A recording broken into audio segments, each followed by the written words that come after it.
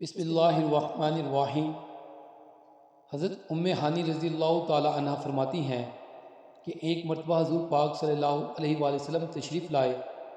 میں نے عرض کیا، یا رسول اللہ، میں بوڑھی ہو گئی ہوں اور ضعیف ہو گئی ہوں، ایسا عمل بتا دیجئے کہ بیٹھے بیٹھے کرتی رہا کروں۔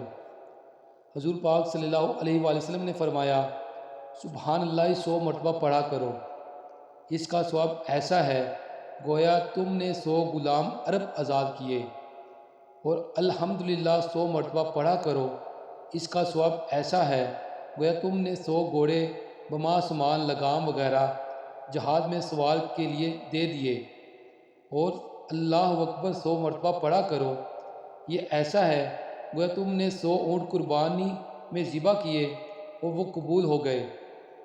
لا الہ الا اللہ 100 مرتبہ پڑھا کرو، اس کا ثواب تو تمام آسمان زمین کے درمیان کو بھر دیتا ہے، اس سے بڑھ کر کوئی عمل نہیں جو مقبول ہو۔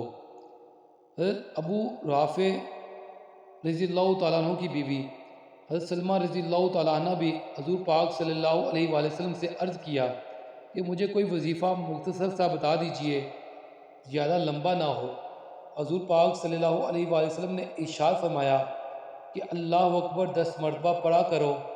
اللہ جل شانہ اس کے جواب میں فرماتے ہیں کہ یہ میرے لیے ہے، پھر سبحان اللہ 10 مرتبہ پڑھا کرو۔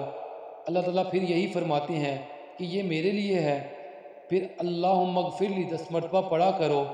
حق تعالیٰ شانہ فرماتے ہیں کہ ہاں میں نے مغفرت کر دی، 10 مرتبہ تم اللہم اغفر لی کہو، 10 مرتبہ اللہ جل شانہ نے فرماتے ہیں کہ میں نے مغفرت کر دی۔ ضعفاء اور بوڑھوں کے لیے، بالخصوص عورتوں کے لیے کس قدر سہل اور مختصر چیز حضور پاک صلی اللہ علیہ وآلہ وسلم نے تجویز فرما دی۔ دیکھیے ایسی مختصر چیزوں پر جن میں نہ زیادہ مشقت ہے نہ چلنا پھرنا، کتنے بڑے بڑے ثوابوں کا وعدہ ہے، کتنی کم نصیبی ہوگی اگر ان کو وصول نہ کیا جائے۔ حضرت سلیم رضی اللہ تعالیٰ عنہ کہتی ہیں، میں نے حضور پاک صلی اللہ علیہ وآلہ وسلم سے عرض کیا، کوئی چیز مجھے تعلیم فرما دیجئے جس کے ذریعے سے نماز میں دعا کیا کروں۔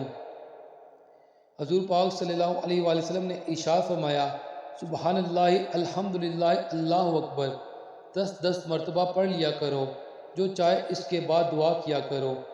دوسری حدیث میں اس کے بعد یہ ارشاد ہے، جو چاہے دعا کیا کرو۔ حق تعالیٰ شانہ اس دعا پر فرماتے ہیں، ہاں ہاں میں نے قبول کی۔ کتنے سہل اور معمولی الفاظ ہیں جن کو نہ یاد کرنا پڑتا ہے، نہ ان میں کوئی محنت اٹھانی پڑتی ہے۔